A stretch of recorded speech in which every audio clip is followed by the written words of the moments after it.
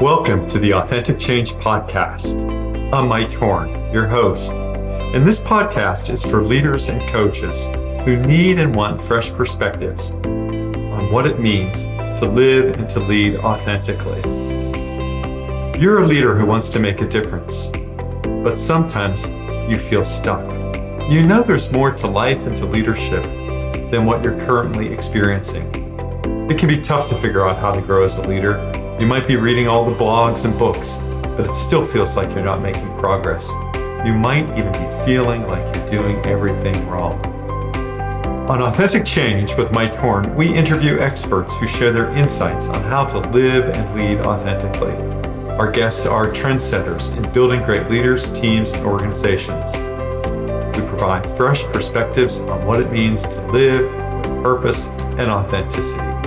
Welcome to this episode of the Authentic Change Podcast. Welcome to Authentic Change with Mike Horn. I am absolutely delighted to have in the virtual studio today Shaara Roman. And she's going to tell us a lot more about herself in just a moment.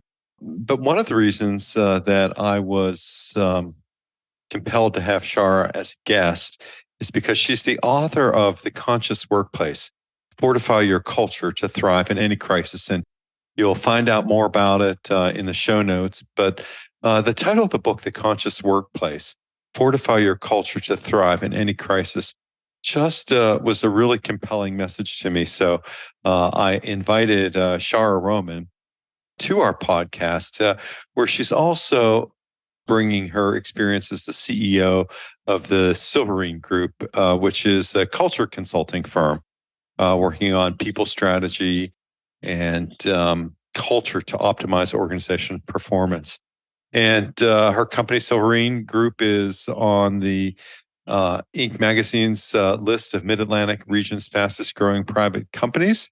Born in India, schooled in Nigeria and England, and having lived in Greece before coming to the U.S., Shaara uses her global experience as the foundation for her distinctive expertise in crafting strategies to improve culture, workforce quality, and operations across a multitude of disciplines in the public, private, and nonprofit sectors. Well, Shaara, I'm just absolutely delighted again to have you in the studio. Can you say a few words about yourself to the audience, please? Yes, I will be happy to do that. Mike, thank you so much for having me. I'm thrilled to be here and very much looking forward to our conversation. You know, in terms of who I am, I'm a mom, I'm a wife, I'm a daughter, I'm a sister. I'm someone who is, sort of passionate about the work I do.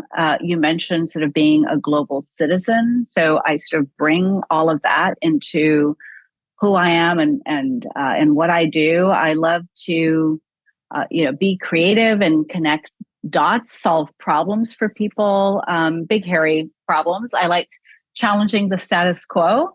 And so probably one of the pet peeves I have, if someone tells me that, well, we've tried that before, or that's just the way we do it around here, that kind of drives me a little nuts.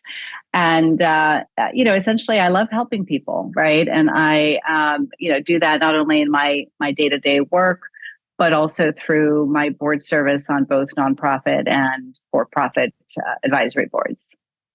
In your book, The Conscious Workplace, Fortify Your Culture to Thrive in Any Crisis, you write that when millennials entered the workforce, they prioritized work to live and did not want any part of the hustle culture that prioritizes space, time, long hours, paying your dues, etc.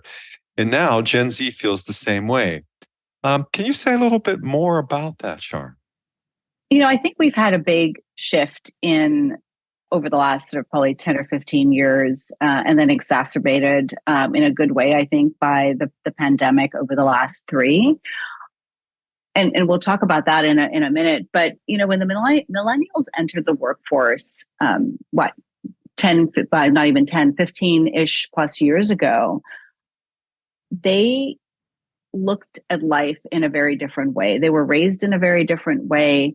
And the opportunities that were available to them and the paths that some of them chose were not sort of necessarily those traditional paths. They saw that, their parents, their family members were being let go, that there was sort of no loyalty from companies, right? So back in the day when you started, in an organization at 22 and you stayed there 30, 40 years, retired at 55, got your gold watch and moved on, that mindset, that framework for our organizations has changed. And as they, came into the workforce, as they sort of saw what was going on around them, they made some very conscious decisions about what they would prioritize. And I think also being raised, with this notion of sort of purpose and service and really connecting into their organizations and the work that they do, that they should really find joy in what they do. They sort of took that really to heart, right? Took that seriously as they came into the workforce and grew in the workforce. And so now we have Gen Zs that are in their, sort of 25 years old, maybe at the oldest, 26 years old. And as they are making choices to come into the workforce, they too are saying, I don't want to have to work 60, 70, 80 hours a week, right? I have a life. I have other things that I do. I have multiple areas of interest. And I want to be in organizations and I want to be in a space where I can really pursue my passions and do what I do best and do that in a workplace setting, right? So that has meant that we have to think very differently about how our organizations are structured, the kind of culture we foster, the type of leadership we have, all of those things. Yeah, so I mean, depending on the organization, organizations care more or less about people. And I'm not sure what the drivers are for more or less. Wonder if you have any observations or reflections on that, particularly from the perspective that you just offered. So I think that for the most part, most of our organizations are driven with a profit first mindset, which sort of makes sense because you sort of go into business, whether you're starting a company or you take over an organization, move up in an organization, whatever. The measure of success that we use is a financial one. And so if you go to business school, if you, even if you're just an undergrad learning about finance and accounting and business, organizations in college, that is everything that we frame things around. It's like how much money an organization makes, their, earnings per share, sort of the dividends that they have, what the prices on the street. If you're a publicly traded company, you've got pressures from Wall Street, right, to continue to grow top line, bottom line, all of this. You've got private equity, looking at all those numbers. So when leaders in organizations are focused on those financial metrics, they do tend to put aside sort of the people metric, right, or caring about people. I hear a lot of organizations, and I'm sure your listeners maybe even work for organizations that say, oh, we put people first, or that, we are a people-driven company, but they don't always actually live up to those standards of putting people first. Because if you did put people first, you would actually use people as the filter to make a decision versus versus the first question being, how is this going to impact my bottom line? And what is that going to mean, from a business perspective on, how much compensation I might make, or what the Wall Street analysts might judge us for. So unfortunately, I still see a preponderance of organizations sort of leaning into the profit first or the financial metric. And so even if you're a nonprofit or a trade association or someone who isn't in that public company realm, they are still making decisions based on the financial piece. And I'm not saying we should throw out the financial piece. Obviously, I run a business myself. I've spent, 20 plus years in business settings, but you don't have to sort of isolate or ignore one of the elements. They don't have to be mutually exclusive. You can think about profits, you can think about people, and you can think about purpose, and sort of really intersect those three concepts. And the research shows that when you have those, you actually have better performing companies. In today's environment, I agree with you. Number one, I think it's just a great framework and such a solid explanation and rationale that you provide that makes sense about people and strategy and that relationship. And as you think about that, and as I think about, lots of layoffs, economic uncertainty, say some massive layoffs in tech, what do you think the appetite for this type of work is? I'm not asking how much it's needed. I think there's always been a sore need for it. But what Yeah. what happens to the appetite? Does it shift to individual coaching? Does it shift to teamwork? Does it shift to, the systemic work I think that you've executed in much of the work that you and your organization do? Yeah. So I think sort of the sad but honest answer is that this type of work often falls to the wayside, particularly when companies are struggling, right? And I think, so the systemic work is not for the faint of heart, as you and I both know, right? Because it is sort of more, I sort of tend to liken it to a marathon, not a sprint. And so you've got to be in it for the long term. That means your time, your resources, financial, brain power, all of that needs to sort of be in it for the long run. I do see, and I think it's a fairly sort of consistent pattern, but people are always open to doing some measure of work on an individual basis as it relates to sort of coaching. They're always open to some measure of work from a team perspective, because I think that is much more tangible for people to grasp onto. So even though, and we can talk about, I'll come back to sort of the layoff piece in a minute here, but even if they have cut costs and they've made layoffs, they're then still concerned with how is my team going to perform, given that I might have had a shakeup on my team, or now I might have a new team, or, we seem to be doing okay, but there are really some elephants we need to sort of get out onto the table and have a conversation around. So I think there's that awareness of leaders. And even when times are sort of tougher and more stringent, like we have sort of now with all this economic uncertainty, as you've mentioned, are we having a big recession, a small recession? What's happening globally? All those things are there. I think the individual coaching and sort of the team work still exists. People are less likely to commit to a longer term sort of team coaching engagement, which, is actually sort of 6-9 months of teams coming together and really sort of doing some of that inner work on how do they, function more effectively together? How do they really sort of take that message of the core leadership team and spread it through the organization? What are their enablers? What are their barriers? All that there's always isn't an appetite to do that. But it is important. And there's still a small section of companies, or there's always appetite from some organizations that realize that they have to do that systemic work. But, one of the things I learned early on from an amazing boss I had, where he would always sort of say to me, when times are tough is when you have to sort of double down on your investments in talent, because the tough times are going to be the times that really send that message about what your culture is, what your values are. Do you really value people? How do you really treat them in that situation, right? When times are good and money is aplenty and, everything is booming and growing.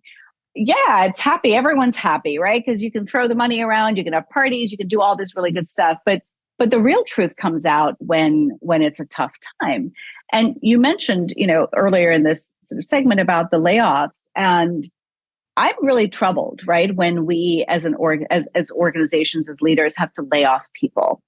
I don't want to be sort of completely idealistic. I've sort of been around sort of too long, but I do like to be optimistic. And I do think there's a better way, right? Our answer should not be, oh, we've got lean times coming, or we've lost customers, and so I'm just gonna shed a bunch of people. There are other alternatives. People do this all the time, right? Where they say, and I know a CEO, like personally, who made this decision. And there are many, many more like her. But when you do have tough times, first of all, as a CEO, it's your job to be paying attention to what signals are happening in the economy, what are happening for your business, what are happening with your customers. And so even before there's sort of this big economic downturn, you also know what is happening inside your organizations, and you can make those decisions then and there about what investments you're going to make and how you're going to grow, how you're going to scale.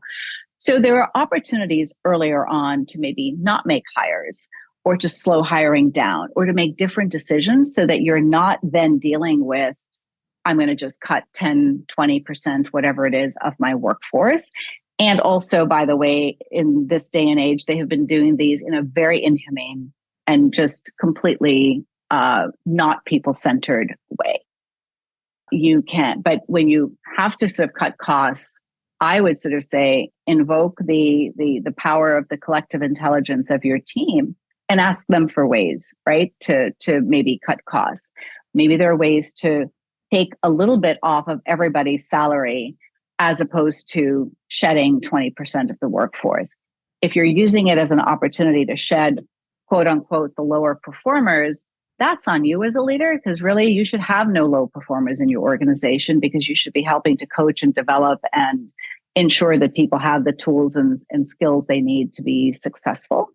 And if there are underperformers because it's a real mismatch and they need to move on, well, you really need to manage that in a more timely way. So I have just a lot of strong opinions around that. And but to sort of answer that question of, what do I sort of see in terms of the appetite, much harder for people to want to do the systemic work, but the ones that do recognize that their companies are essentially, at an inflection point or at a stall point, then they start to say, oh my gosh, I've got to do something here. Yeah, I think that some of this is driven by bigger is better. And that becomes the objective of many organizations when I think it does require some, visionary leadership to say, we can have an organization of this size or that size that, provides equitable employment for people inside of that organization, that provides, living wages for everyone in an organization. So some of it is, driven by this growth at all costs. Yes, I totally agree. Persistency in the economy. So as you think about that, so many interesting ways to continue to explore this with you. One of the areas that I'm curious about are, what are some of the key tools to become conscious of your workplace culture to ensure employee retention? You cite one reference that 52% of existing employees say their manager or organization could have done something to prevent them from leaving their job. I believe in most of the Gallup research, which says something to the effect of, 70% of employee engagement is within managerial control. So, what are some of these tools that we need to become conscious of workplace culture? Yeah, that's a great question. Thanks, Mike. And I'm a big fan of the Gallup research as well. So what I discovered and what we sort of uncovered as we were doing the research and for the book, sort of across, some of the companies that are doing things well and not doing well, looking at kind of the work that we've done with clients and just sort of my experience as well, is the very first thing in terms of sort of a tool. And maybe it's not so much a tool, but it's being really conscious about the culture that you want to have. So being very intentional, what is your North Star? What really drives the purpose of your organization? What are the values that you have? How are you going to really live those? And don't just pick words because they sound good, or sort of say things that make you think that that's what people want to hear, but really examine, right? Like, why are you in the work that you are in? And how are you going to sort of create this environment in a very intentional way? And also recognize that this is a living, breathing element. So culture is not fixed, right? It is all about understanding where you are and continuing to nurture it and take care of it. But responding to this comment, right, about the majority of this falls on the manager's shoulders and the leadership shoulders. There are three other things I would say. One is sort of really nurture your talent and lean into sort of the human element of work. The second is around creating community, and the third is around fostering ownership. So if you think about the fact that we are, as human beings, we want to be autonomous, right, from a very, very young age. We want to do things that we really enjoy. We want to be with a feeling like we are a part of something bigger than ourselves. That is what speaks to these things. So when I talk about nurturing talent, it is around really getting to know the people that you work with. It is about building those personal connections. It is about ensuring you understand their strengths, what they bring to the table, what they want to do with their career, not making assumptions about what someone might want to do or not want to do because of other people that you've met that fall into sort of that category, right? So it's really about taking your job as a manager and as a leader very seriously, and thinking about the people who work for you as people that you really have to care and feed and nurture and help grow, and recognize that there may come a time in their career that being in your organization is not the best thing for them, and so help them move on and help them be successful somewhere else, right? And that is very much shifting your mindset from a individualistic or sort of this is mine versus thinking about the greater good, thinking about how you can really sort of contribute back into the society and the community we live in. And then that speaks to the second element, right, around fostering community and how do you ensure, to me, I sort of use that phrase because it's around creating that community in your organization where people do feel like they belong, people feel like they can be authentic, people feel they can be their full selves, and that they're connecting back to that bigger purpose of the organization and connecting into the community they live in, even if they're virtual, right? So how do they really be given that space where they know that their work matters? And then I'm sure you have other questions on all of these. So I'll really quickly sort of say that, the third element is how do you make sure that you weave a sense of empowerment and a sense of ownership throughout a person's career with you and really for everybody. So that can be how do you democratize and push down decision making? How do you really give people here's what I need you to do, here's when I need you to do it, but you figure out the how, here are your sort of guardrails. There's ownership in people sort of just feeling empowered to show up and solve problems and not be put in a box because of their generation, because they're 22 years old and right out of college and they couldn't possibly know anything. We know that's not true, right? They're incredibly resourceful, talented people that we have in our organizations, and we need to do the most we can to sort of tap into that. So those are the four things that we speak about in the conscious workplace. Well, and I suspect that transparency is key to all of this. And how is it best to be open and honest about the future of the organization to discuss that with employees?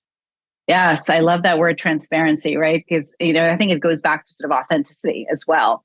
If you're not authentic, you're not transparent, or if you're not transparent, you're not authentic because you're covering things up. So, I come from this belief of the people. First of all, we're hiring for the most part adults in our workforce. They are also aware of what's going on in the world around them, and so being transparent to me is about being open, being honest. So it is sharing the financial situation, right? So there's a level of comfort certainly that you might have in terms of how much you want to share.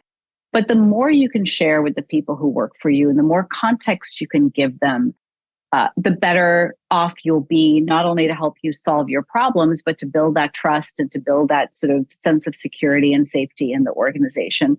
So you can certainly share pipeline, right? You can sort of say, hey, we need to have 3x our top line revenue in our pipeline. And hey, our pipeline is suffering. We don't have 3x, we only have 1x or 2x.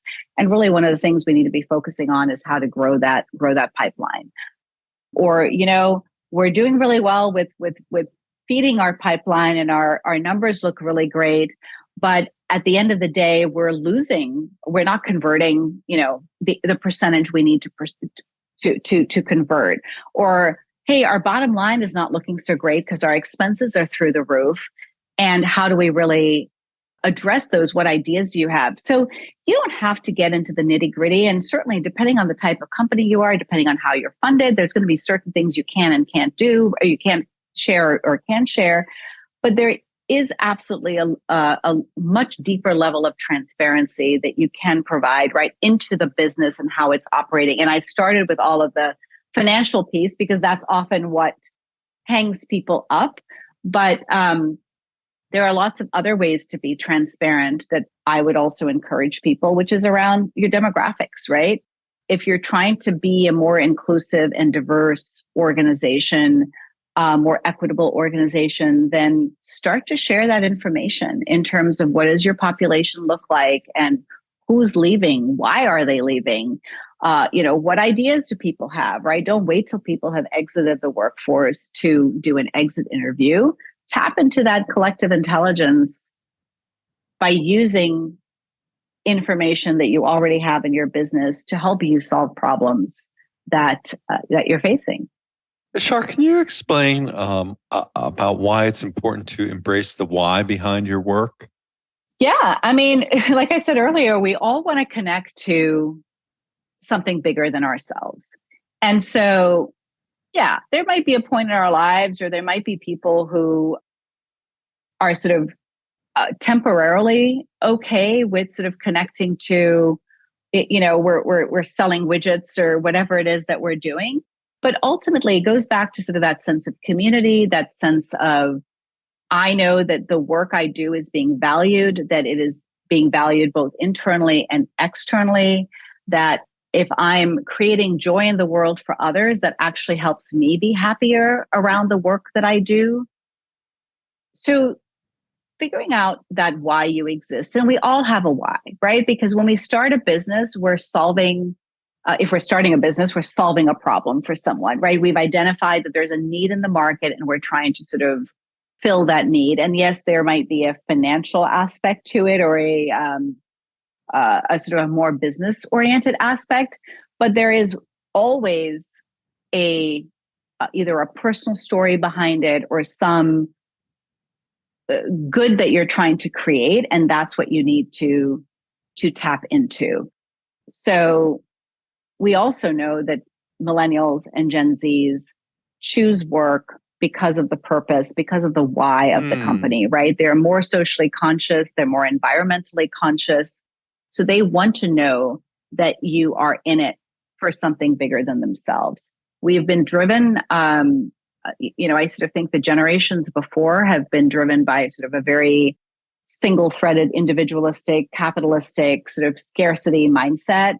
And now these younger generations are saying, we live in a world, we live in something bigger than just the city or town or county that we live in, right? There is this global, this globe, this world we live in, and we want to make sure that we are doing what we can to better the environment that we live in, and the environment just in terms of the collective. Yeah, and given all the uncertainties, whether they're economic uncertainties or tensions around the globe, or in the way in our environment, how do you be a purpose-driven leader in this very uncertain landscape? Well, one is definitely being authentic, right? And understanding sort of who you are, how you show up, not trying to mask those things or, emulate somebody else, but sort of really being, sort of core to yourself, flaws and all. Because I think the more you can sort of be transparent and vulnerable, the more people are going to buy into what you have to say, the more they're going to trust you, the more that they're going to feel safe in that environment. So authenticity is really key. And that sort of then I think goes sort of into the second point, which is really understanding what your personal values are and how you make decisions and how you, choose to sort of show up in terms of letting your values drive how you operate and how you function and how you lean into that as a leader. And the third thing around an uncertainty is really communication, because the more one thing that I have found with the work that I've done over the course of my career is that information is power, right?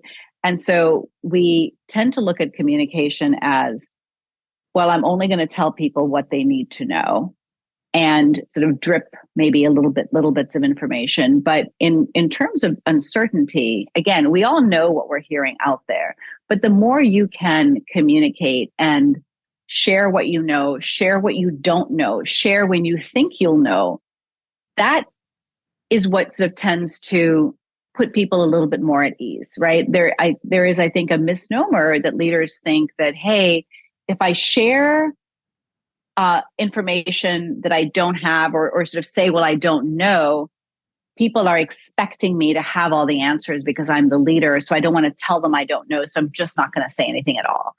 And we know that, leadership is not about knowing everything, right? And that is a very old school mindset of, well, I've got to have all the answers because I'm in charge. And rather sort of flipping that around and saying, we all have the answers. We can all put our heads together and come up with that. So if you come into it saying, I'm going to be very open and honest with the communication. I'm going to tell you where we're struggling, where we're doing well, and work this together. Or tell you that, hey, I'm not going to tell you this because this is confidential, or I can't tell you this because, we have some NDA that we've signed, whatever, then that's so much better, right? So I think those sort of three things about really understanding your values, being really authentic about who you are and how you show up, and then being really transparent about your communication just goes a long way to calming the nerves of the people that are around you, right? That you're trying to ensure that they're engaged and committed and focused on the work at hand, because there's no point in having everybody sort of be worried all the time, because then we can't do good work. Yeah. These really are the actions that underlie this work that you do to create healthy workplaces through inclusive workplace cultures, effective design, and aligning values and people programs. Shaara, as you think about this second half of the year, what do you think some of the unique challenges that people working to create these more inclusive, more people reflective, community reflective organizations will be? What do I think the lessons are going to be? Or the challenges? Sorry. Mm-hmm. The challenges just sort of globally or sort of individually? I think if you could address them globally, I mean, with the biggest reach possible, I mean, yes. Yeah. Thank you. Yeah, big question. I think sort of staying the course and not letting, because there are going to be a lot of challenges, right? And I think it's very easy to get distracted with sort of the latest challenge or the next thing that's coming up. So I think being as sort of centered as possible, as being as focused as possible on, what are we really trying to accomplish? What is our strategy? How do we then sort of make adjustments if we need to, is going to be really important. So I think just being very centered and very clear about not getting distracted by things that are going to happen, because some of them we don't even anticipate. We can't even anticipate. It's a great way to wrap up our conversation. We've been in discussion with Shaara Roman, the author of the best-selling book, The Conscious Workplace, Fortify Your Culture to Thrive in Any Crisis. And you'll see more information about her and the book in the show notes. But I love this idea about clarity and community that you're bringing to this important work and helping organizations and people in those organizations to thrive. So thank you very much, Shaara Roman. It's just been a delight to be in conversation with you today. Yeah, Mike, thank you so much. It's been a pleasure. I appreciate all the good questions. Yeah, and until the next episode of Authentic Change with Mike Horn, stay well. Thank you for listening to the Authentic Change podcast. I'm delighted that you've tuned in to listen. Please visit the show notes for links to topics discussed in today's podcast. To download a free ebook on authentic change and leadership and to subscribe to my newsletter, please visit mike-horn.com. Once again, mike-horne.com, mike-horn.com. Once again, thank you for listening to the Authentic Change podcast.